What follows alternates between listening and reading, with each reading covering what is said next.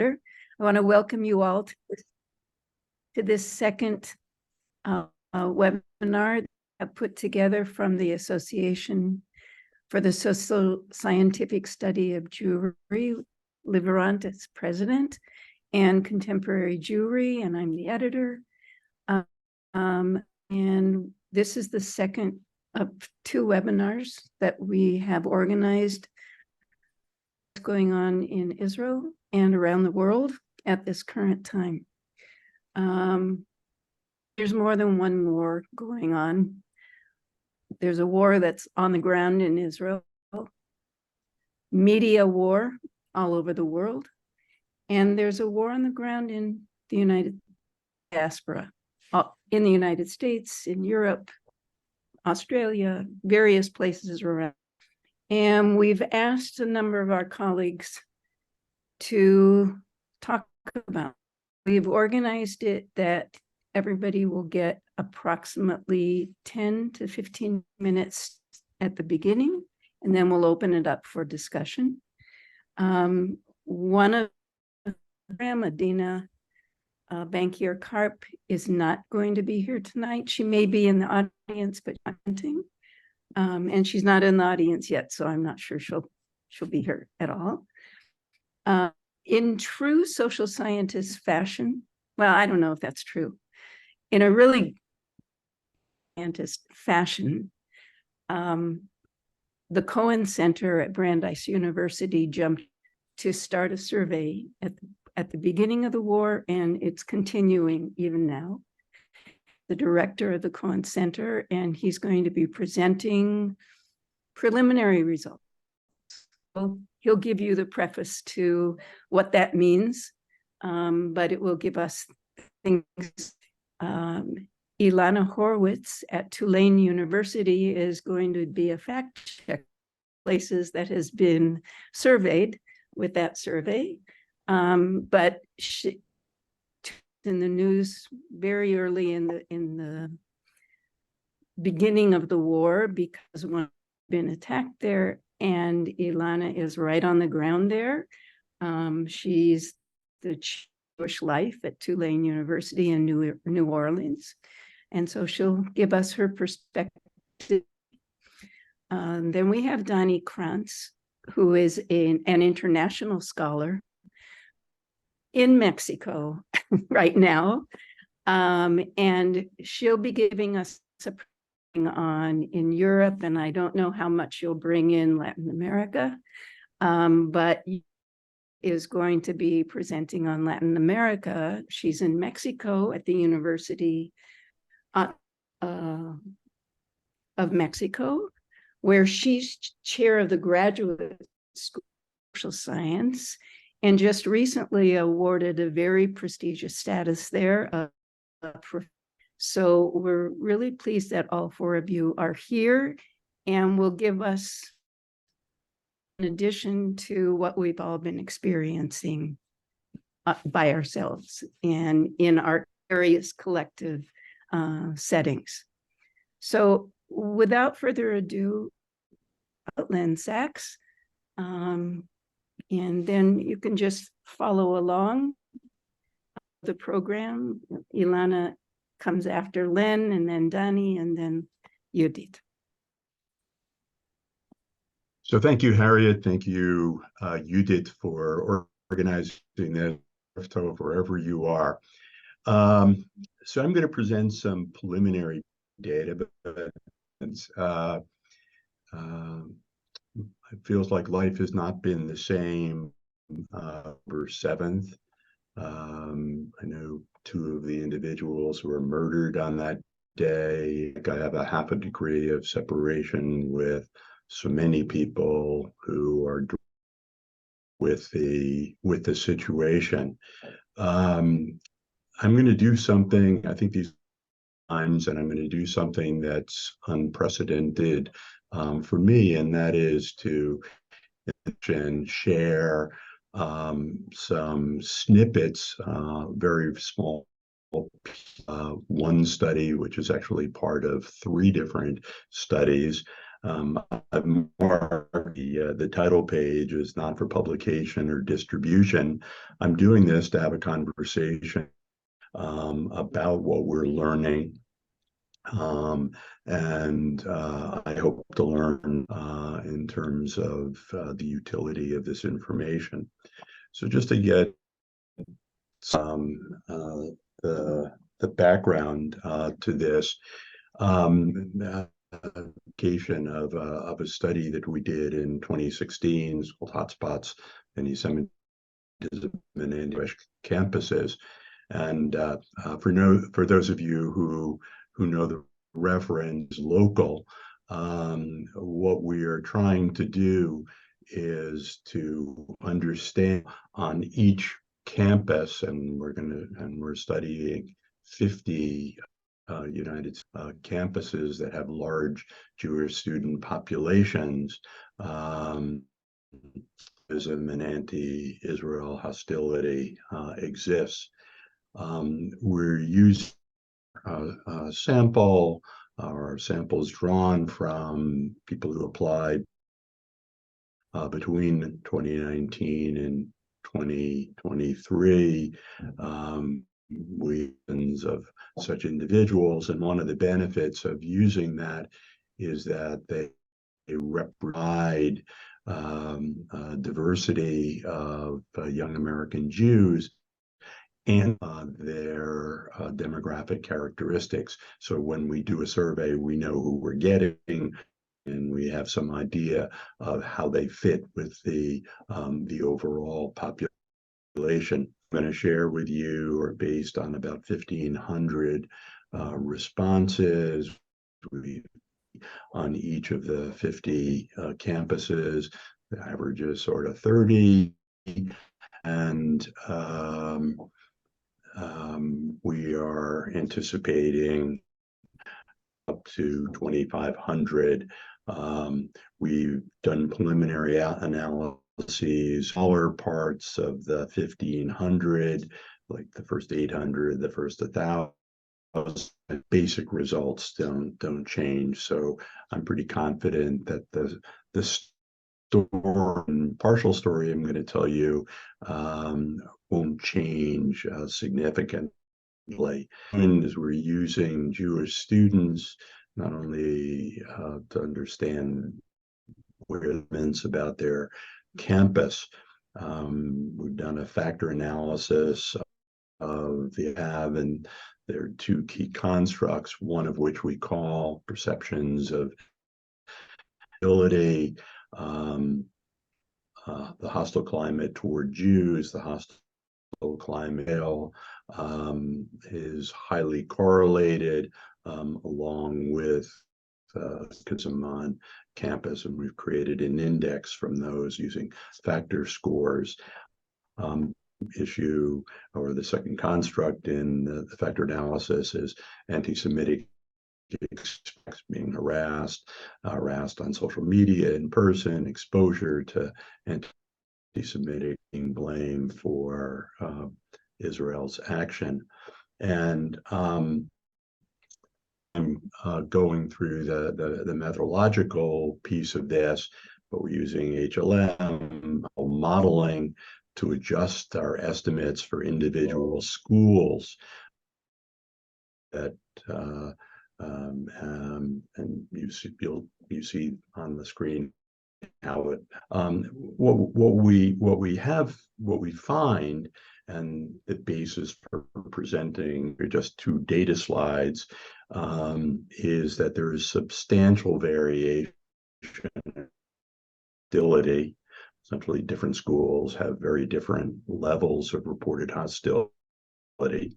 And that is why, at the same time, while anti-Semitic experience and, if you will, the headlines did not vary, and even that campuses that are in the headlines, that anti-Semitic experiences were not very different across campuses. So a summary of what we found, and what you're seeing here is we use empirical of um, for each of the schools. Right side, what you're seeing, so that's the scale on the bottom. In the next slide, I'll show you raw data, the tabs of it. But what we're able to do is to see schools with the highest, we're across the board, we're able to see schools rank their level of hostility. Again, it's against Jews, it's against, and it's concerns about anti-Semitism in general. Side, you see the 10 schools with the highest level of anti-Semitic. And on the left side, you see the campuses with the lowest, campuses that are in the news that are just not part of our city. All sorts of reasons. Harvard is one of them. But as you'll see, the University of Pennsylvania, an Ivy League school like Harvard with a such population, is at the top of the list. 5 public universities and 5 private universities at the highest that seem to have the highest levels of anti hostility. One of the issues and one reason for especially this version of the presentation shared publicly outside our collegial community is that probably in the end and for public purposes going about schools in say the top decile and rather than do the equivalent of U.S. News and World Report ranking. I also imagine that as we get additional data, the rank orderings may change slightly. Len, yes. could I ask you, can you put just the slide on the screen and not the 2 slides? You know why? It's my program. Why is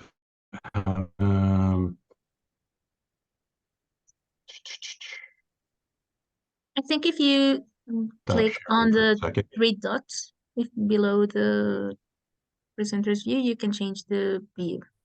No, I have a program that displays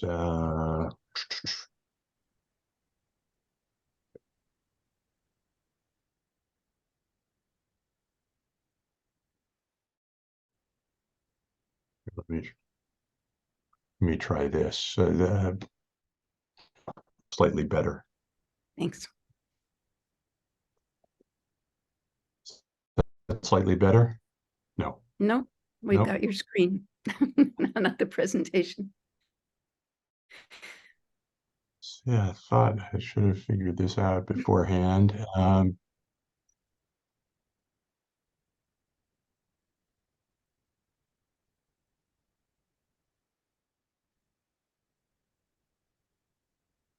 Is this better?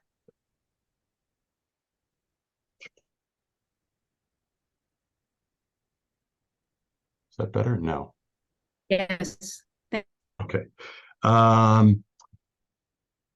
So we're probably going to report these as deciles, but and the reason is that they're fundamentally interested in the rankings. What we really want to figure out are there any patterns? What are the predictors of a school having a hostile environment as perceived by Jewish students on campus? What are the predictors of being less hostile? And we're in the process of collecting data, everything from university policies and pronouncements, protests, etc., to the demographic characteristics of the campus. the number and proportion of Jewish students, of Muslim students, of other minority groups on campus. A piece of this is designed to deal with both what is a real problem as well as the hysteria around the problem, that treating every campus as if it is a violent, unsafe place for students is unhealthy. And if we want to do anything about it, make campuses a better place, a safer place, a good place for Jewish students as well as other students, we have to figure out what the causes of this are. If I can, our empirical Bayes estimates probably don't make much sense to people, but here's a tab of the raw data. So this will give you a sense of how different the campuses are.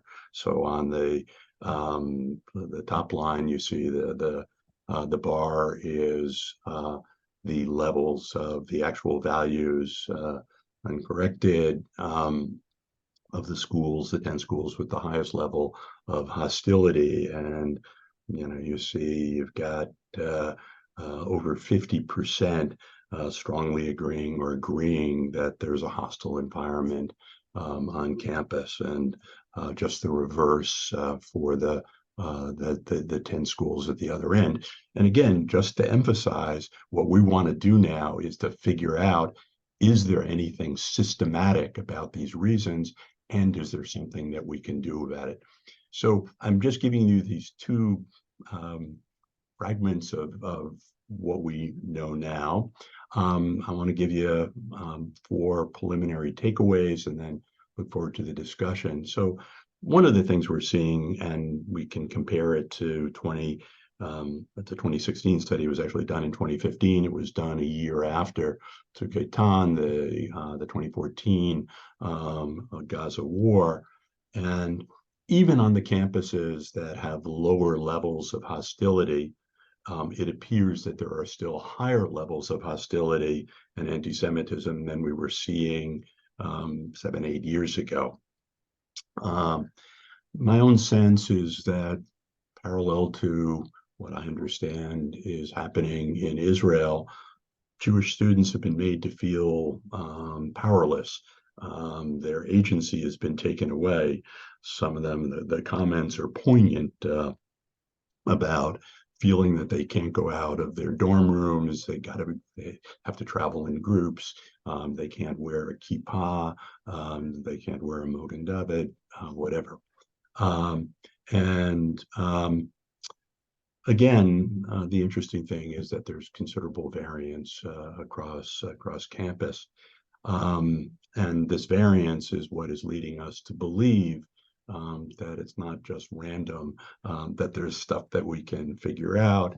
And as I just described, we're collecting all sorts of data about campuses to try to see how we can pull this apart. I mean, we'll be interested in Ilana's comments, but I think Tulane is one of those campuses where there was a serious incident, but the level of hostility as expressed by students, Jewish students on campus, doesn't match certainly the intensity of and the wide distribution of news stories and social media posts about what happened there. One of the difficulties of doing the kind of work that we're doing, Lazarsfeld and the Columbia group used to call this firehouse research, doing it in the midst of an emergency situation, is that there's a context. There's a context of social media, of disinformation and information campaigns.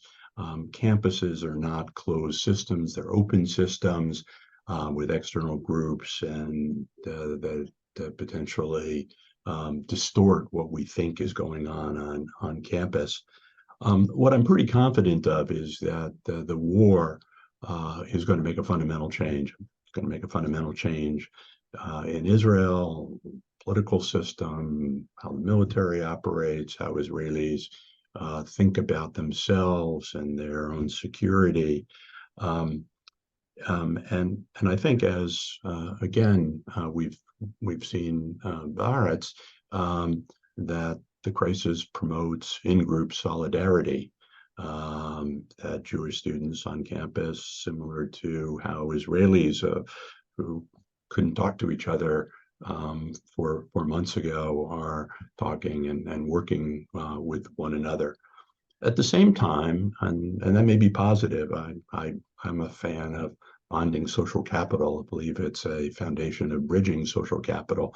But at the same time, what's going on here may reverse a trend that has been going on for some time of declining concentration of Jewish students at a few institutions, their integration in a large number of institutions, making them more like minority groups. So, for example, at the Ivy League institutions, some of which Penn and Harvard used to claim that 30% of their undergraduate population, 25% of their undergraduate population were Jewish students.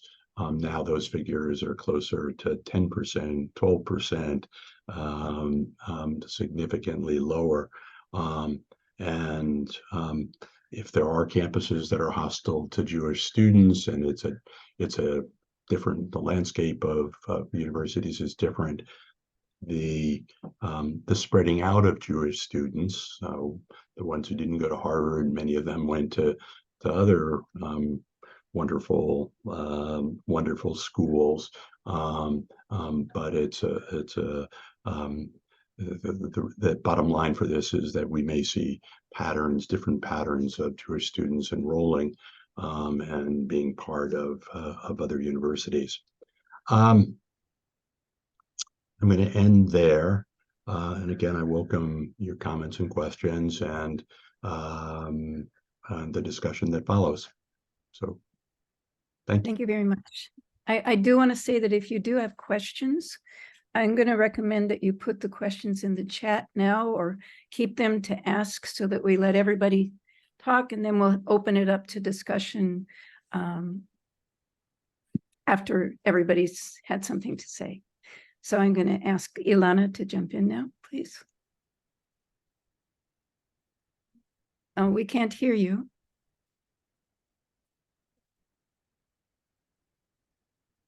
You're stuck? Wow. Ilana, you're speechless. There you go. Oh, there you go. I was trying to say I'm muted, but someone just unmuted me. So, okay, great. Thank you so much. Hi, everyone. As Harriet mentioned, I am the chair of Contemporary Jewish Life. I have an appointment in Jewish Studies at Tulane, as well as an appointment in sociology. I teach primarily Jewish studies classes that have a sociology focus. One of the things that you may not know about Tulane that I think surprises a lot of people is that it is currently about 40% Jewish. I think on a sort of proportional basis, it is the most predominantly Jewish campus, probably now more so than Brandeis, which again, I think is something that really surprises people. Our student body is about 6,000 students undergrad, so it's a fairly small university. It's a generally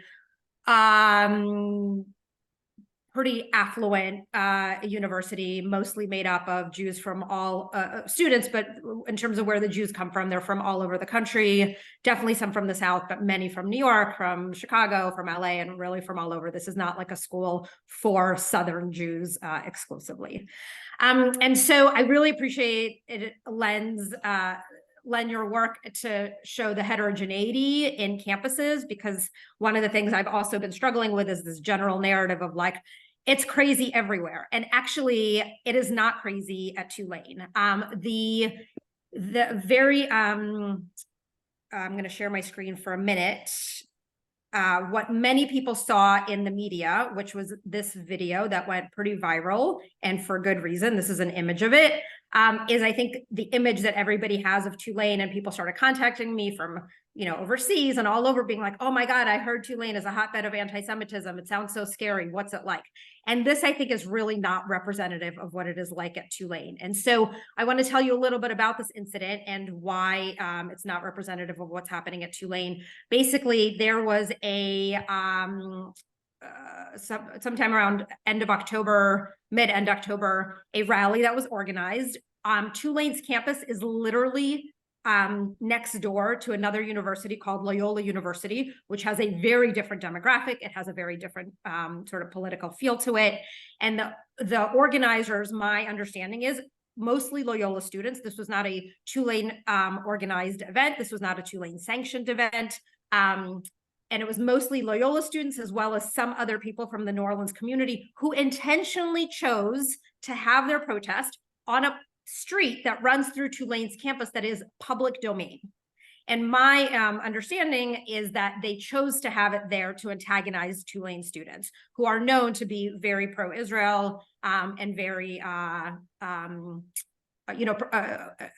largely Jewish.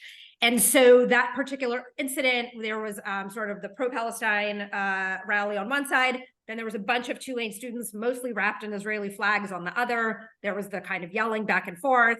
And then there was this truck that you saw that basically was driving up and down the street in a, I think, a very intentionally provocative way. You probably saw there's like an older man wrapped in a keffiyeh.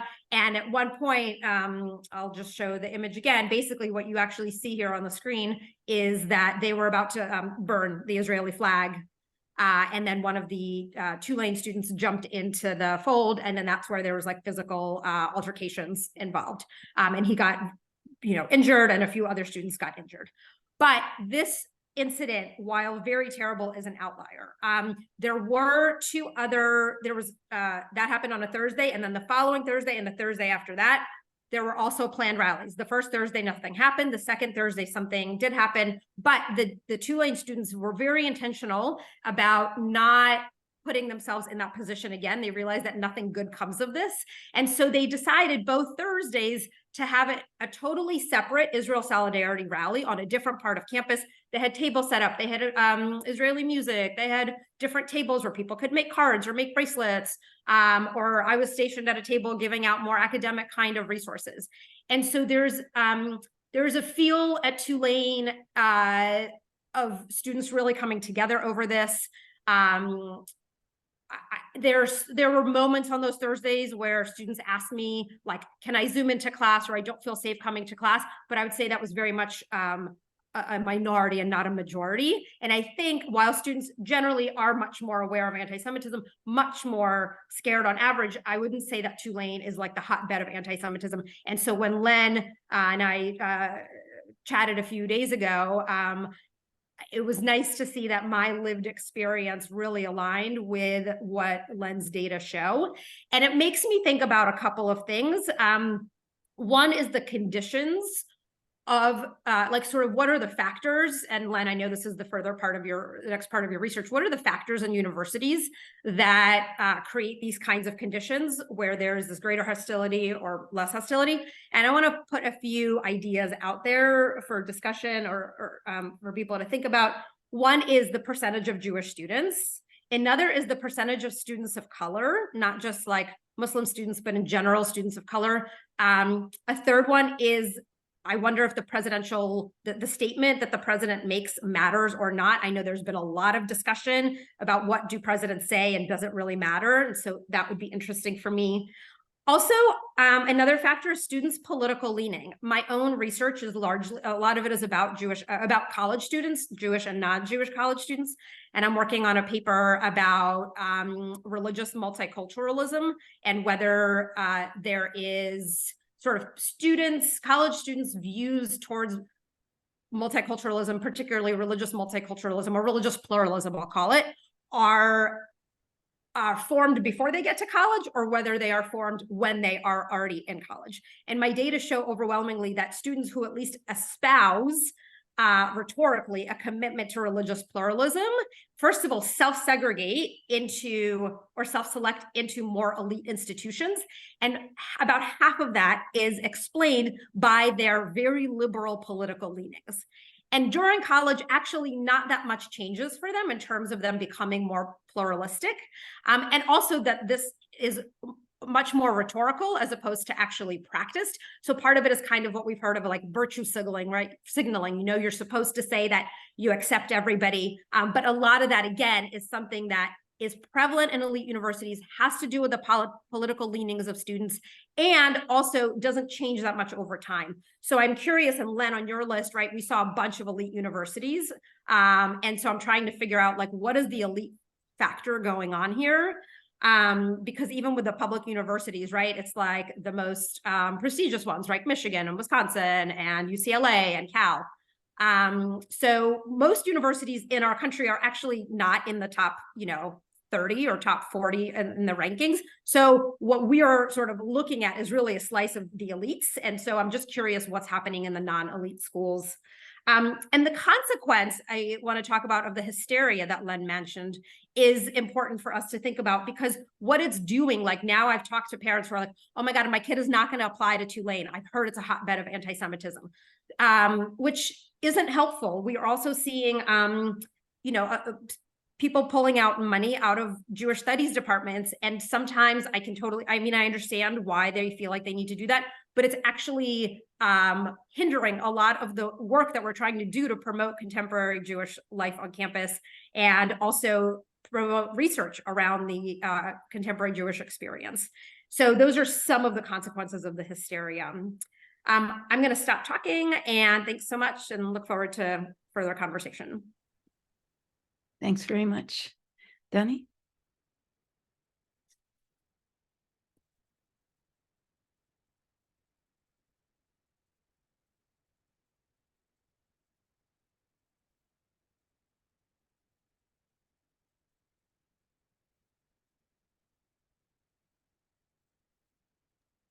Okay, thank you. I'm going to pull up 2 slides where I actually summarized what I am going to talk about. I hope I can work that out now. Okay.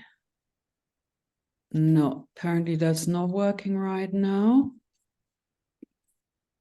So what I'm actually going to focus on is the situation in Germany, because while I'm based at Colmex, I'm actually a specialist for Germany and for contemporary Jewry in Germany, and I leave the Mexican side to Judit because I think she has more significant insights to offer. However, what I can say about the situation in Mexico is that my colleagues at Colmex are not hostile towards me, which is not what I could say about the situation in Germany, because my Israeli and Jewish colleagues have been offered home office or extra security because the universities felt they couldn't guarantee for their safety anymore. And I think this is a complete breaking point.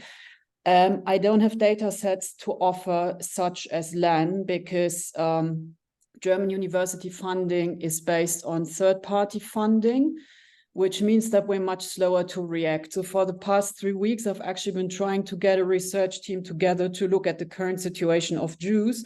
And it involves now 3 legal entities and 3 sets of lawyers, because we need to access public funding, and you can see the loss of time that occurs. And I think that actually it's important to understand because it puts people at risk. So the only data sets which we have right now are either ethnographic, or some of them I'd actually call anecdotal, because we don't have the capacity and not enough people to go into the field. And at the same time, the German side relies on reports of anti-Semitic incidents and hate crimes to OFEC or to RIAS, which is where you can register incidents. So I will give you what we know in terms of Jews in Germany. And I think it's important to bear in mind that we're actually not talking of such a small community. And I usually use the JPR data, which I think are the best data sets in regard to the size of the Jewish population. So we have some data within the Jewish communities, which is the ZWST, Zentrale Wohlfahrtsstelle of der Juden in Deutschland, Central Welfare Office of the Jews in Germany, which means that only those who are members in the communities of the unified community will actually be counted, which is about 90,000 people, as opposed to 118,000 who have an halachic Jewish status and could be members living in the country. The other data we have is the JPR data. As I said, this is usually what I count as the most reliable quant data on Germany. And we have random individual researchers who work in terms of qualitative data. In regard to the academic framing, and that's very, very different from the US and the UK. From the 1960s, we had what Germans call Wiedergutmachungslehrstühle, make good again, professorships. From the 1990s, Jewish studies, however, they're dominated by history, philology, and literature studies, and effectively it's German non-Jews grappling with the past. So these studies, and that has been criticized by various Jews, have actually not much to do with us, but more with the non-Jewish society. In regard to contemporary Jewry, there's a report of the European Commission and JPR, and Sarah Ross and I looked into it. We actually have a very, very thin, it's a very tiny amount of researchers who are involved in this work, and we have actually no single position of contemporary Jewry at the level of professorship. So all of these are non-tenured positions, which means that those who actually work in the field emigrate from the country. So it's a constant loss of expertise. And we have only one position in regard to Israel studies at the University for Jewish Studies, any other position on Israel studies. Any other position is again time-limited visiting, usually staffed with somebody who does not speak German. And that's very important to understand. They don't impact on discourse. So actually the lack of knowledge in Germany about living Jews, living Israelis, it's really scary. So this is the situation as is. So we have some of the JPR data. As I mentioned, it's grounding Jewishness, I think, is very insightful, because it actually picks up on figures of the attachment to Israel, which is higher than the attachment of Germany. The attachment to the EU is higher than to Germany. However, what quant data of this scale and macro data can't give us is what it actually means for the single Jews and what it means in terms of the ethnographic realities that people live in. But what we can see is that actually qual and quant data come together. So at present, this is what I hinted at, we're actually lobbying with the Ministry of the Interior to obtain funding to research the situation of currently living Jews and how they live, as opposed to understanding more about the attitudes of anti-Semitism of non-Jews. We're still waiting for an okay and for a go-ahead. What we know so far, and this, as I said, is ethnographic and at times anecdotal. Jewish students don't attend university, Jewish colleagues work from home, kids don't attend school, and children are not sent to kindergarten either. The population is on high watch, and Jews actually conceal their Jewishness however much they can. So they will not wear Star of David openly, they will not wear kippah openly, and I think that's as well, it's a completely different level of threat that we're actually dealing with.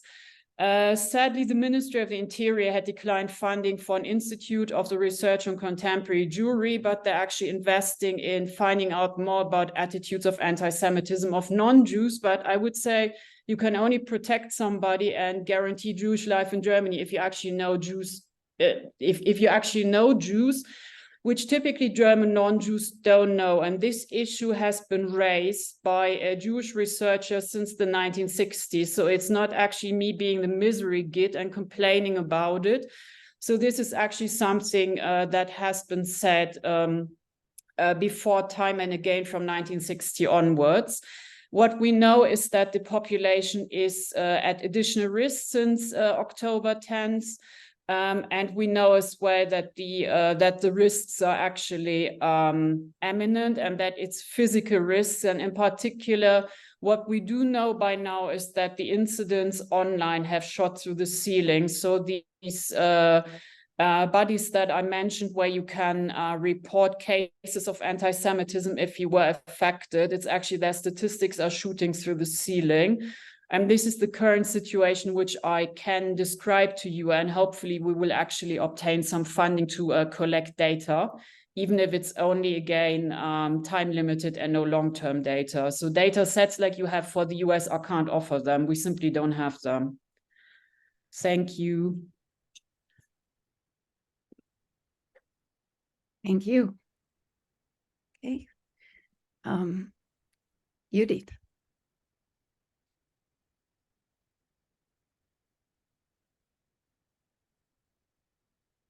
Can't hear you No? now. Sorry, Yes. now I recovered the face and the voice. Thank you very much. Thank you very much, Harriet. And I'm so glad to see that what we started a week ago with such excellent presentation continues today with all these contributions. Before going to and sharing with you the screen, I would like to underline, first of all, not because I'm negotiating time, but just for you to be aware that I deal with a continent that has 22 countries. So probably I will have to refer exactly in a generalizing approach, but I want to be very, very careful not to reach any kind of reduction, right, or generalization. The other point that I want to share is that we work on another scale, and you'll see, because I consider that Latin America has been not known, and let me now share with you what I need to share, because it is, okay, can you see my shared screen? No. So let me share it immediately, right? Por favor, ven.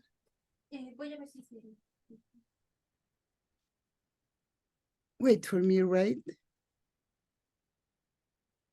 I don't know why I can't share. Am I allowed to share, Yes. Ellie? Yes.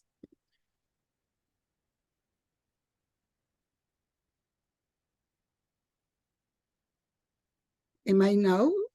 Yes, we can see it now. Sorry. Okay, we are working with two different computers. I appreciate Elizabeth help, right?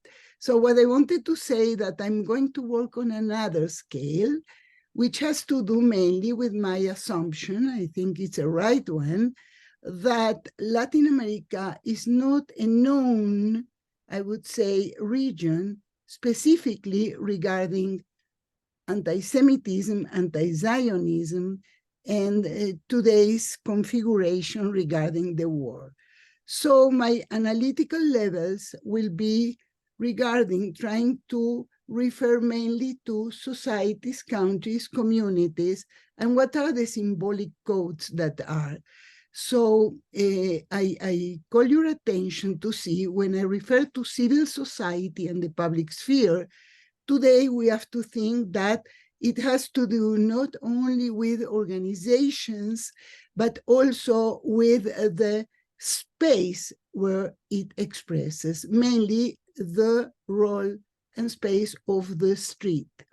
Then I will refer also to what we may call the intellectual sphere and how, regarding anti-Semitism and anti-Zionism, it has both a conceptual and empirical dimension and a symbolic and material one. And as you will see, we refer to differing processes that used to have really only convergences at the meaning-making level. But today, they have acquired a new, I would say, density interconnection.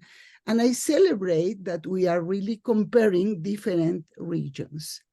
So here you have a map that I share. I hope that my colleague, dear colleague Yael, is with us today. We have done a very important work trying to analyze Latin America precisely where anti-Semitism, anti-Zionism, and anti-Israelism are the last one, as differing from critique to Israel. They are differing processes that have strong convergences at the meaning-making level. But today, what I try to point, and this is what's happening in the States and also in Europe, there is a strong convergence. and the political constellation are impacted by the war. So today we are seeing with a much more, I would say, profile, an open profile, an evident profile, that the normalization of hostility towards Israel or Jews, and the radicalization of the discourse, and the new thresholds of acceptance and rejection, and the delegitimation of Israel is expressed both at the level of symbolic violence and physical violence. In this regard, I would say that the South, the global South, has preceded the global North in certain experiences. So if I cut just to bring the post-67 and the 75 scenario, we'll see that Jews, Zionism, and Israel became in Latin America object of different hostile attitudes. Of course, I'm centering in the hostile attitudes while not now canceling that there are also positive attitudes.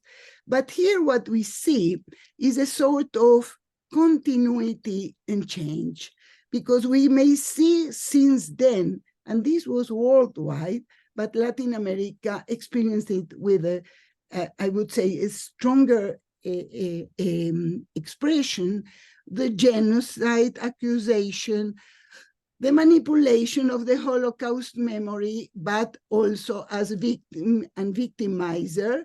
Pay attention what today is going on, right? That Israel seeks the destruction of the Arab race, so was then defined.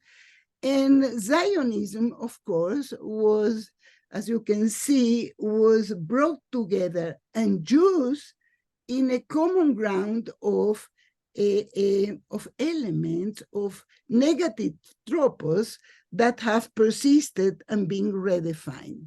I'm go and say that there were already authors that were analyzing that divergent political actors were converging in opposition to the existence of Israel. Then also, I would say, the left, the right, and the radical Islam. This was conceptualized and formulated in Europe, in the States, and of course, I left aside now Latin America. That there is an increasing interchangeable in contemporary discourse at the global level, Jew, Zionist, Israel. That there is this expression mainly by Bieviorka, Fischel, and also then Tagiev, of two community, two religious, two nationalist, two cosmopolitanian, and then the paradoxically situation that anti-racism and anti-nationalism became object of the accusation of Zionism. So the pro-Palestine stance of Latin American countries interacted with the prevailing anti-American ideology and the political hostility over determining Israel-United States synonym. This is very important to understand our comparative analysis. And I quote Shulamit Volkov when she said that, and she elaborated on that. She worked on Europe, of course, and past century, but we may see today that the singular cultural code, that's what she called a cultural code, that characterizes the sectors that are critique of Israel and Zionism overlap anti-imperialism and anti-colonialism with anti-Zionism and anti-Israelism, and these were connected with anti-Semitism. I would say that until 10, 15 years ago, this was a topic of discussion. This was really questions, but several actors. But today, what I want to say that this cultural ideological cluster became transnational. What is happening in the States, what is happening in Europe, what is happening in Latin America, we see that this global North and global South are talking about something different. Anti-Zionism initially was not an independent issue among the prevalent political and social views. It was a code to other important matters. But today, the cultural contours of this code displayed its struggle against an overall set of values and norms that were typical and accused of the imperialist West, authoritarian features, and other characteristics or legacy. So I'll bring here a quote of Hamid Habashi that has been invited in Columbia. He's well known. He was in several countries in Latin America, but look how there is an overlapping and transferring and an expanding meaning. Half a century of systematic maiming and murdering of another people, referring to Palestine, has left its deep marks on the faces of these people, the way they talk, the way they walk, the way they handle objects, the way they greet each other, the way they look at the world. There is an endemic prevarication to this machinery, a vulgarity of character that is bone deep and structural to the skeletal vertebrate of its culture. We are seeing here that Habashi has been interacting also, I must say, with a very well-known post-Zionist and anti-Zionist colleagues. So I continue, and I would say, we are now aware of that. In Latin America, we experienced it, and on this we worked and we analyzed different countries and situations. The anti-Zionist and anti-Israel discourse gained argumentative weight due to the connection and up and downs of the peace process and the wars. And Zionism became an implicit and dependent argument of the major focus, the state of Israel, portrayed as belligerent, war-prone, oppressive, and genocidal state. So simultaneously, anti-Zionism as an ideological stand among the diplomacy, governments, and states of Latin America lost gradually also its virulence as a resource to attack Israel rhetorically, and was replaced instead by pragmatic considerations. Brazil and Mexico are the examples. So what we here now face is that the war, as present us, the current war, a split between the governments, the social movements, and the street. And in the expression and the positions of anti-Zionism and extreme critical of Israel, we see convergences between the extreme left and extreme right. I must say that the street, the universities are a space where the extreme left expresses itself. It's not the case with the extreme right, that its main channel of expression is in the web, it is in the networks, it is in the media. So Latin America, as I said, we have 22 countries. We have, and I present to you here something interesting, because it is related to ideology, to geopolitical situations, and we see what has been the support for Ukraine, the support for Russia, the support for Israel, and the support for Hamas, and the equidistant position has been always Mexico and Brazil. But here, I don't have the time. I went through preparing, of course, one thinks that we have enough time. What has been the different position of the countries? We have support of Israel, mainly triggered by October 7. This has been, the condemnation of Hamas has been in the different countries, support for Israel. Then we go to what I consider, to the equidistant positions. And here we have very interesting, Brazil and Mexico. And in the two cases, we have to see, I would say, a chronology. October 7 until today, end of November, has brought more divisions inside the government, but both Brazil and Mexico identify as progressive, as much as progressive is equivalent to the left. They have been trying all the time to avoid a condemnation of Hamas and appeal both to both sides, right? Claiming the need to create a Palestine state. Of course, we have the support for Hamas, which are the traditional Nicaragua, Cuba, Venezuela. The strange situation has been here, Colombia, who has took really a very radical stand. And it is interesting for me to underscore that President Petro, who is seen as a progressive leader, he affirmed, if I had lived in Germany in 1933, would have fought on the side of, let me bring here, probably it's of the Jews. And if I have lived in Palestine in 1948, would have fought on the Palestine side. So this reflects in some, I would say, important way, something that I want now to bring.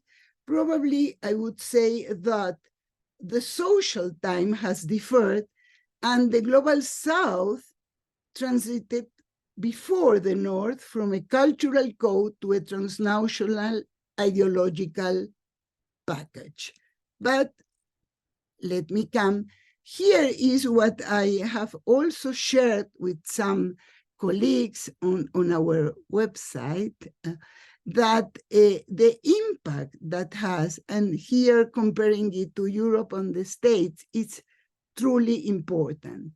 I went to the bottom side, I quoted Petro, and now I come and say that post-colonial and decolonial authors that are highly respected for their contribution to understand the global South, Mignolo or Gosfogel, they face a bias when the Jewish and the state of Israel has to do, because it's seen in all these framework of the matrix of colonialism, and knowledge is power. So then there is a hidden history that brings to the forefront the role of Jews in history, the deracialization of the Jew as the rich Jews, the capitalist West, the imperial Jews. I call the attention what I previously presented, and Israel as in the complicity of this West. So, moreover, the definition is that the Palestine question and the attitude of Israel is going to be the main focus of a global conflict. Latin America has different codes of inclusion and exclusion. And if we compare today regarding the responses of Jewish communities, they differ widely. If they have the conception of a neutral public sphere for the state, or only the foundational and primordial nourishing elements like, let's say, Spaniards, Catholic, or indigenous people. So the responses have differed, and it is connected with the absence, I would say, relative absence of important data regarding what is happening today. I have talked about this with Len before. Latin American communities have resisted a research, probably as Dani mentioned in the case of Germany, of knowledge that may be shared publicly. This is the main, I would say, fear. And this left us to analyze the responses in a very, I would say, qualitative and discursive resource. So what I see, just to conclude, is for Latin America, Israel has been an identity focus, an axis of organization, and an elected virtual homeland. Besides Israel's condition of being the national sovereign and spiritual center for the Jewish people, it has been a vital space for those in need. Necessity and ideology closely interacted as expressed through migration waves. And when we can see today that there is a tension developing between solidarity and anxiety. I saw what your research, Len, presented regarding the feeling of vulnerability shared with the state of Israel. So the question is, what will be the impact on the question Zionist ethos of Israel as the safe home for the Jewish people? This, I think, is going together with a strong solidarity and a strong presence. I'm living here, and there is still another important aspect to analyze that has to do with the compassion with the war and its impact.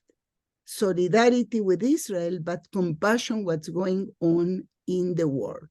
So this is mainly what I wanted to present to you today, and willing just to bring the necessity, right, to approach it in another scale, probably more macro, more qualitative, but referring to what we see as differing social times or political times with the global South and the center. So up to here, I will leave to share the screen, and thank you, Harriet. Thank you very much. As I'm sure you are turning around in your heads, we have very different levels of analysis here and different ways of approaching what's going on and what the impact is.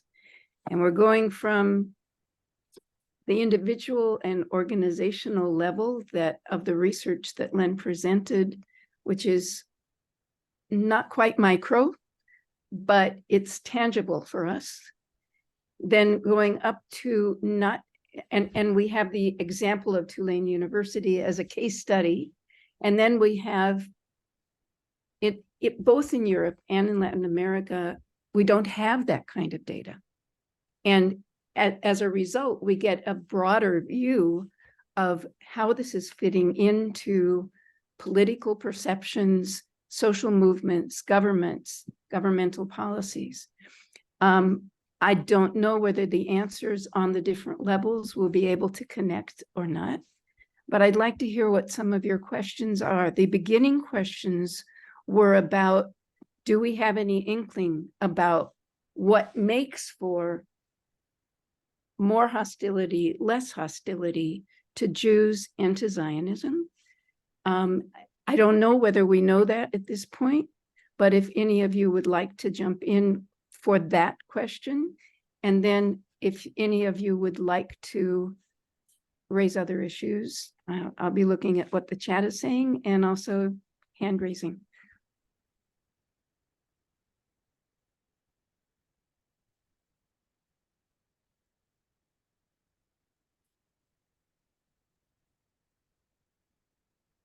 I think Dani is.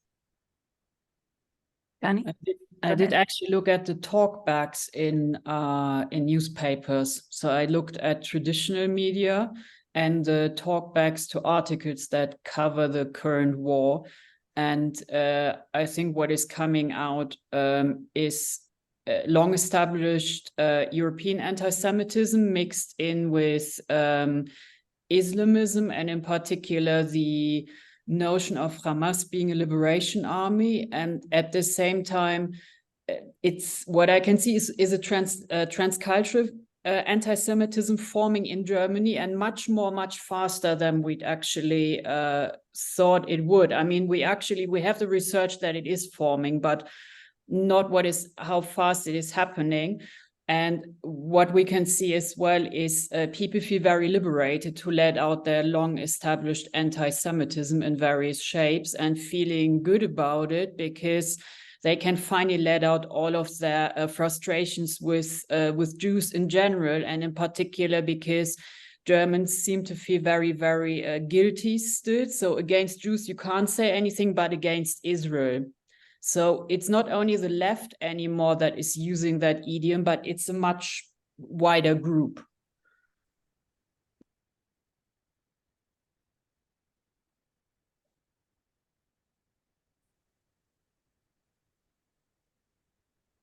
Harriet, if I can jump in Yes. for a second. I have to hope, and I'll call it my hypothesis, that there are things that universities can do to deal with the demography of their student body. It's not all predicted by demography. And one of the lines that has emerged is a decision of some universities to enforce hate speech rules and do it across the board, not only for racist speech, but also for anti-Israel speech. And so one of the specific places where this has occurred is universities that have said organizations, in particular SJP, Students for Justice in Palestine, that use the code words used by Hamas, that they will not receive university funding. They'll not be legitimized as student organizations. And one of the questions is whether that is effective, whether,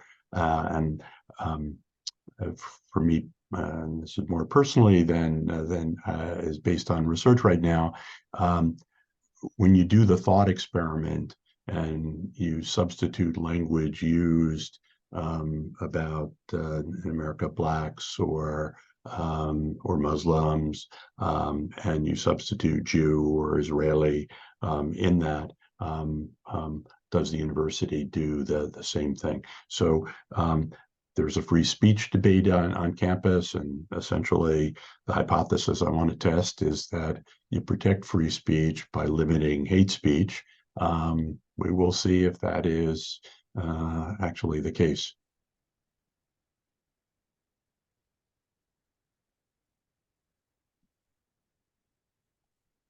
I'm wondering if any of you can comment on this, how this is affecting funding in terms of, in the United States, pulling away funding for Jewish studies departments, but in government and policy funding, whether there's anything parallel going on in terms of policies in governments. And I know that it's interconnected in Germany, that the pulling away funding is related to actually government decisions about what's going on in many cases. Can you speak to that at all? Judit? I think that we all have a common, I would say, a shared problem regarding the support and financing from Qatar. If you could read lately on, the amount that has been channeled to US universities, and the same is in Latin America. At our public universities, we have now going on, for example, at the National University in Mexico, but not only, we are seeing the outcome of more than 2 decades. I'm talking about 2 decades of funding different scholarships for master and doctoral degrees, centers for research, etc., etc. In the case of other, situation of funding, you know that Latin America depends mainly on private funding of the Jewish communities. So this is quite interesting to compare. But I think that the point of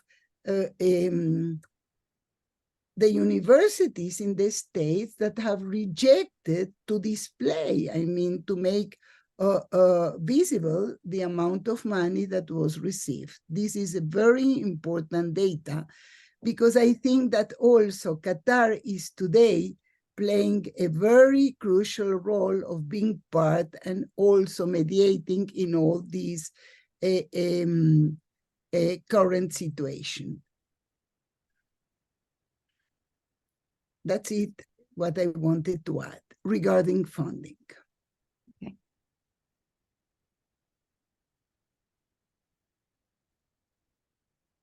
In regard to funding, 93% of all researchers in Germany are time limited and are non-permanent positions. And in order for funding application to pass, it needs to be approved of by a committee of usually tenured professors who tend to be much more traditional than the new researchers. So to actually the risk to fail to obtain funding is incredibly high.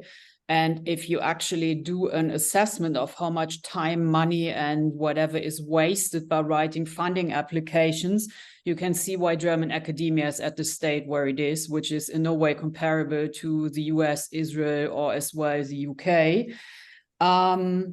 There is third-party funding around, but third-party funding always has a specific agenda, such as, for example, Landecker Foundation. They're literally interested in anti-Semitism research, but not in living Jews.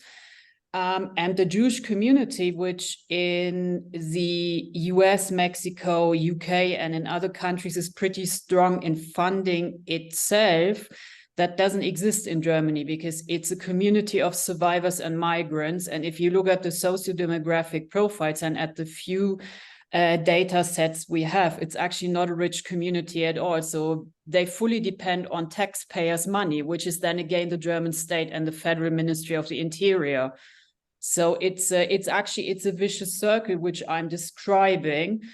And by way of the not coming to terms with the past, it's usually attitude testing, quantitative surveys of anti-Semitic attitudes. But we also have very little data on what that actually means in qualitative terms. I have one colleague at Colmex who worked on the German far right.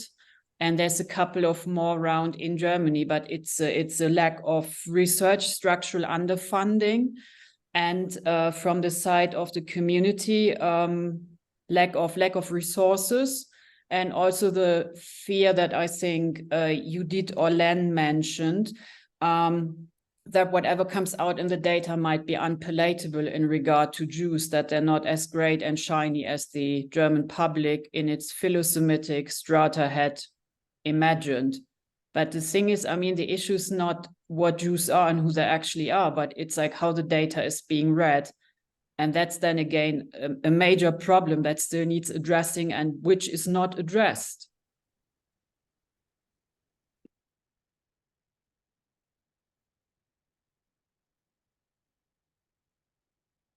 Judith, there's a question for you. Can you speak a bit more to the varied contemporary responses of various Latin American governments to the current war and the effects this is having on the Jewish communities in these countries? Yeah. Okay. I referred as a point of departure October 7 and the shock on the international community. And Latin American countries also responded immediately to events. Traditionally, Latin America has found it hard to form a unified position, but on international issues, that's historical. But when it comes to the Israeli-Palestinian conflict, here are two positions, historical, that I try to refer. The left-wing government support the Palestinian side, and the right-wing government support Israel. This time, the situation is different, as was the table that I presented to you. Most of the 22 countries of Central and South America, and also of the Caribbean state, has expressed support for Israel. What was particularly surprising, and this is why I brought the comparative table, is the fact that unlike with the Russian invasion of Ukraine in February 2022, this time we didn't see a uniform position from the progressive government. Brazil, Mexico, Chile, Colombia, and Argentina, if we may say the left is synonym of the progressive government. I call the attention that we have now a new president in Argentina that comes exactly from the right, a libertarian one, highly connected with the Jewish groups of Chabad, etc., etc. I will not enter. Then also there was not a common position on the conservative governments, Ecuador, Peru, Uruguay, Paraguay, Costa Rica, El Salvador, and Guatemala. And there are countries, and if we follow chronologically, as we depart from October 7, we reach now the end of November, what we see that that there is no an inner consensus. Mexico, Brazil, they have exposed different positions in between the president, both Lula and López Obrador, and the ministers, right?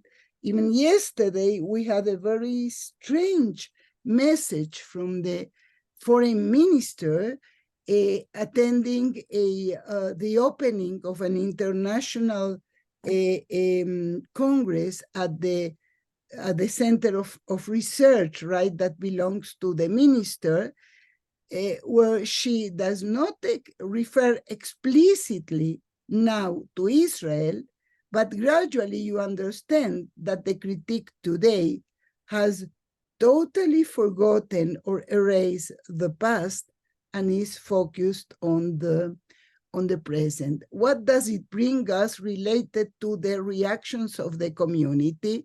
It is more related to the structure, of course, the number.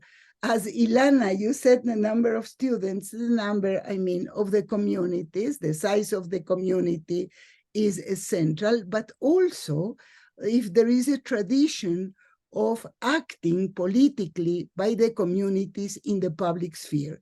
Argentina has it, Mexico prefers always at the community level to be, I mean, to negotiate a sort of, I would say, sophisticated Stadtlandnot. This has been recovered from the past, which is negotiating all the time with the authorities. And this is basically the assumption. This is what I would like to say. I also want to stress, I am part of the Universidad Nacional Autónoma, National Autonomous University of Mexico. I mean, you know, you may compare it to the UBA, the Universidad de Buenos Aires, or also in Brazil. These are universities that historically have identified with the Palestinians. But I must admit that if we are talking about personal experiences, of course, there is place, and there has been place, and I would say that the UNAM organized together with the Ibero, and again, I quote Yael Seaman, to have this possibility of share a common space to analyze in a more moderate way. But this is mainly what I would like to point. I don't know if that's enough of course, there are also the positions that support Hamas, that is Venezuela, that has been a proxy to Iran, which is also very important to underline, right? So it's the political configuration that I think that globally today the war will bring also to a reconfiguration, I would say, where Europe, the States, and also the Iran, Russia have left it, but also money of Russia has been channeled to universities. And we have today at the government level, many people, the National Council for Technology that has studied, had been supported and graduated from Russian universities. So it's a complicated, I would say, yeah. Yeah, I want to echo your point, Judit, about the nature of political activity within a setting. So I would say one of the factors that I think contributes to Tulane being a very calm campus is that it's a pretty politically apathetic campus. And I say that compared to Stanford, where I was for 8 years before this. The campuses are incredibly different. And so it's not just that sort of level or interest in political activity and versus political apathy, I think plays a role in this. I agree. That's very important. Yeah. I'd like for those of you who to go to Tulane, generally people do not come here for the politics. They come here for Mardi Gras. Well, I have my personal family now, the youngster generation at Barnard School in Columbia, and I have them really, and Pomona, experiencing what's going on, right? Yeah, with their colleagues, the North American and the Latinos in the States. That's a point, huh? I'd like to throw a question out to the four of you and to any of the others of you in the audience who would like to jump in with answers. What's the point of research right now? I mean, Judit, you talked about meaning making. Is it to make meaning for us to understand the world? Is it, in our last webinar, Sergio, you talked about being more active and using how we understand what we've gleaned from research to take a stand and to be vocal about it and to kind of share our special insight. Is there, and we're talking to some extent that you don't have the same data in Europe, in Latin America, as you do in the States. What do you see as the purpose of research, and what kind of research should we be aspiring for, and for what purposes? So my quick answer is that I do research, first of all, to empower people, to give voice, systematic voice to people that social media and even the news doesn't do that. But the second is a very specific one. And in the college campus study that we're doing, I want to help campuses figure out how to protect Jewish students, how to protect free speech, how to protect what is precious about American higher education. And my work is linked to a project at Brandeis called our Anti-Semitism Initiative, which is training and bringing for symposia academic leaders, provosts, deans, even college presidents, university presidents, to Brandeis for symposia. Was originally designed to highlight and help them understand anti-Semitism. It's become more focused on the war. And I guess I lose sleep every night, but my excuse is that I'm doing something to make a small difference. I do believe that this is a very dangerous time for all of us. The world is a very dangerous place, and they talk about the fog of war and how information and truth goes out the window during war. We're in an era where fact-based, evidence-based decision-making, we have much better ability to use those tools, but there's also systematic opposition to doing that. And I'd like to think that I'm contributing in a positive way. Our research is contributing in a positive way to dealing with some of our collective problems. Ilana? Yes to everything Len said. And I think right now research plays a really important role for a few reasons. So one, this morning I read a poll about Americans' attitudes about the war and who they have like more sympathy for.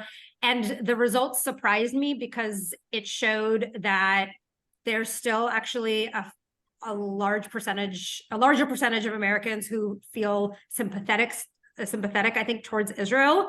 And I think if I had just been watching what's happening on college campuses and so mired in that, and seeing what's on the news, I'd be like, how is that at all possible? And so I think the data, which is much more representative, obviously, of the US population, as opposed to like the slice of, half of Americans who are on college campuses, we need the data to be able to discern sort of the hype on social media and on the news from actual reality. And remember, there's a whole like half of America that isn't even represented on college campuses. Only 1/3 of Americans actually end up with a bachelor's degree, right? 2/3 of Americans do not. So the images of college are not representative of America writ large necessarily. And I think right now, like parents and students who are making decisions about college are really thinking a lot about where do I want to go based on where it's safe. And I think the idea that like Tulane or other universities are hotbeds of anti-Semitism, the ability to bring research and actual data to either dispel that or to provide evidence for that is important for people who are making decisions around higher education for their children. Those are just two reasons. There are many more, but. Carla? I would say that it is very important, each one of us in the area of research, to document what we are observing.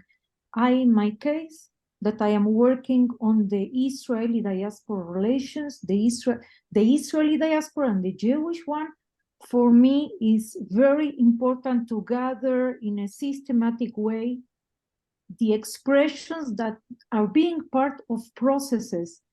Nothing will be the same after the crisis that we are living today. I think that 2023, also the 10 first months of the 2023 with the judicial overhaul and the crisis that we are experiencing because of the war will mark, and I am thinking on our meeting in San Francisco, I am going to this direction, thinking what we have lived during this year. And I think that it is very important not to publish right now what we are experiencing because we are part of the processes, but it's very important to document what we are reading, observing, experiencing, and we will have to gather all this information through all the tools that we have in social sciences and try to not to lose what we are going through right now. It will be very valuable. That's why I think that it's very important to do research. Answering to your question, I think. Thank you. Dani? What Paula said as well, so it's the documenting and as well the collection of data, which I think is key. And at the same time, because I don't only work as an academic, but I'm a government advisor, to the best of our abilities to actually support viable policies and to enable governmental process, which is based on empirical data sets and not the imagination of somebody who sits in some ministry and doesn't actually know the community he's supposed to deal with and to protect.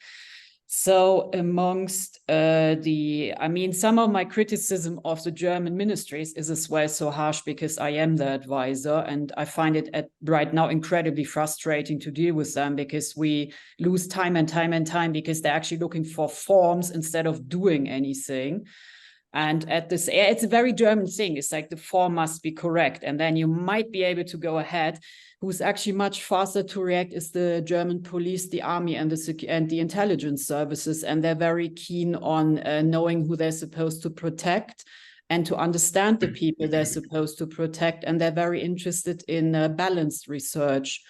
So besides that, it's as well civic education, because I do stuff for the Federal Agency for Civic Education, because Sergio mentioned that last week that we should be more in the public domain. It's like the few researchers of contemporary Jewry actually very regularly contribute. Our contributions, obviously, if you write, it's time consuming. All of us do it. It doesn't count towards anything in our CVs. But I think there's as well the duty towards future generations, and as well the duty of scientists towards an improvement of society as much as we can offer it. And I guess it gives a sense of empowerment and relief. Because if you just have it in your head, and if it's like, you write an academic paper, your fan club of 10 people reads it, I mean, it's pretty depressing when you look at it. Thank you. Judit, and then David. No, I think David was before me. And then... Okay. Go ahead.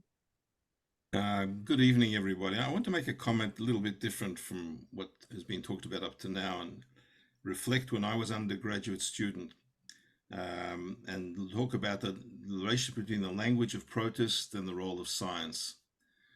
When I was an undergraduate, it was the time of the Vietnam War. And even though there were no internet and all the other stuff that we have, we had a lot of contact with fellow protesters around the world. And one of the things, it even influenced the language that we would use at demonstrations. One of the words that was used, certainly by the Maoists and the very extreme left on our campus, the Monash campus was always compared to the Berkeley campus in America in those days, was the word pigs. In relation to the police. And you notice I'm not talking about ethnic things at all now. I'm talking about reaction to war and power. And then I read an article, I'm not sure exactly when, by Peter Berger, and many of you will know his work. And he wrote a long piece about how when you use the word pigs to refer to your adversary, you dehumanize them. And once you have called them a pig, you're at liberty also to, after you've, spiritually killed them, you can actually physically kill them. It made a big impression on me. Not that I belong to the Maoists in any way, but I really penetrated a lot of the groupthink of the time about what the student radicals around the world were saying. And of course, I had no idea where it could lead to. And I think one of our roles as scientists is trying to penetrate the language of protest. We hear everybody saying, well, the protesters don't know everything, and they don't know all the facts. I don't think it's just cognitive not knowing of the facts. It's the circularity of their thinking, the closeness of the thinking, which once we related just to Marxist thought, but really, of course, every ideology has that. And I'm not sure that we're working enough with the critic of the cultural instruments of the protest language and how we can break through that. It doesn't help just to put our facts against their facts. We have to be able to break up the structure of comprehension and the cultural symbols that people use, so that one of you in the chat, where did I read it now on the screen? Ilana, I think you reported to us on the chat that I overheard somebody say that, of course, what was it? I remember, of course, the Israelis commit genocide because they're something or other. It's like, right, because they have so much privilege. That's right, privilege, exactly right. Such a privileged group. They're such a privileged group. Okay, so it isn't enough just to show the salary range of the Jews and to show that there are impoverished Jews, just like it isn't enough to say that the Israelis are not an apartheid state because we have Arabs in the Israeli Knesset, or that I teach lots of Arab students, or any other things. We have to find a way, and we are not there yet, of how to break the language of protest, which is not the first to dehumanize the opposition and then to lead to physical violence, but it is much more forceful and powerful and globally prepared and implemented in a way that it challenges all of us. In Melbourne, just yesterday, a group of Israeli families of hostages were in a big hotel where the Crown Plaza, where the big, what they have in Las Vegas, what do you call them? Cheap as my English has deteriorated terribly. Never mind, a very big hotel in the center of the city. The pro-Palestinian, almost said terrorists, but you see, they have that image, came into the lobby, cornered the Israelis, terrified them, and they're on the verge of physical confrontation. It didn't happen because the police, instead of evacuating the protesters, evacuated the Jews, the Israelis, for their protection. So everything is converted and introverted, and therefore I'll stop there, but to say we have a role in finding mechanisms for breaking the language of protest, exposing it to not just the other facts, but other ways of thinking. And that's a deeper level of penetration that's demanded of us. Thank you. Thank you. Judit. Oh, yeah, well, David, I agree with you, but I would refer to another task we have as researchers, which is not only or mainly to penetrate the language of protest, but to have a dialogue and a critical dialogue with all the, I would say, critical theories, decolonial theory, post-colonial theories. We can't cancel their contribution. We can't cancel, but we have to explain, for example, historically, I mean, we here facts count and count very much if you explain and you analyze what was the place and role of Jews in the empires, right, that divided Middle East. This is where we have really to work on it. And today also, I don't think that we can, for example, cancel in toto the contribution of figures that today are so influential. We have to try, for our students, I would say, we have to try to maintain the dialogue, be critical, denounce the prejudice. If I brought all the concept of post and decolonial is because we do need to confront where is the bias, but maintain where there is a contribution in different realms of humanities and social sciences. And now regarding, making meaning, you ask, and what do we need to research? I would say, I thought that when I started to work with transnationalism, it was a sort of epistemic shift, right?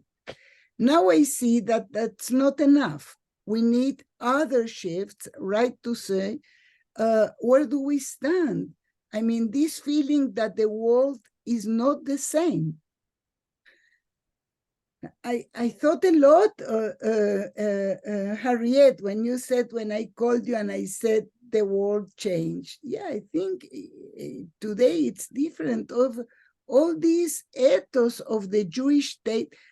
I'll finish this saying that we do need to have, and I offer that we can together organize a session regarding research topics that we can approach in a comparative way. But I want just to quote the experience I had yesterday. I had a session with a very dear colleagues who were very, very intelligent women. They were women. And one of them told us that her family that was in Israel, her family, I mean, of the family with whom her son got, married, and they come from Vienna. And they all left Israel, and their house in Vienna became a home for refugees. And when I heard that, I thought I was not understanding what she was saying. What does it mean? So this is why I say that we do need really to explore again all the concept of exile, all the concept of power, not only the power seen as the hidden history, but power that the state has, etc., etc. So that's my opinion. I'm struck very much at the rightness of the quote that Deborah Kaufman often brings, the challenges of doing research with us in it, and how complicated it is, and how important it is. Because all of the insights that we're bringing, if we can sit down and fashion research that would get at these deeper things, and the things that are changing the world, that what's changing the world isn't so much the facts on the ground. It's the way we're thinking about them and the way that we're confronting them. And it's really a challenge. And I think that this group, because of its international components and our ability to, at the same time, talk on many different levels and from many different vantage points, has an advantage that we should harness and we should bring together in order to really get at a much larger understanding and see what we can do with it. And I think you're right that it's not only a matter of the language of the protests or what's on the ground, it's also the language of our theories that we have to confront and challenge and try to get to something that is more reflective of the reality that we are experiencing. Dani. Regarding Judith's point of post-colonial and decolonial theories, I agree that we actually have to think about them critically, because on the one hand, we can't discard them, but decolonization, post-colonization mean completely different things for different people. There's an old paper called Decolonization is Not a Metaphor. And for those who are actually impacted, it has a different meaning than to somebody who says symbolically, oh, let's decolonize the curriculum. And I think that's something we have to think about very carefully. Dani, you're totally right. I'm with the paper now in front of me. Really, it's not a metaphor, right? Right. Well, okay. Any other viewpoints, questions, comments that anyone would like to bring up? Okay, we weren't sure whether we should stop at 8:30 or stop at 9, and we're right in between. So I guess this is a sweet compromise. I want to thank you all for attending, and hope that as you have discourse about things that were brought up here, or as the situation evolves in whatever way it's going to evolve, that you bring it to our listserv, to our discourses at the AJS.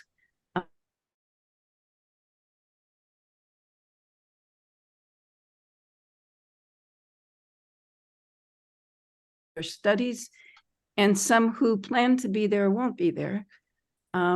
That's also a product of the situation.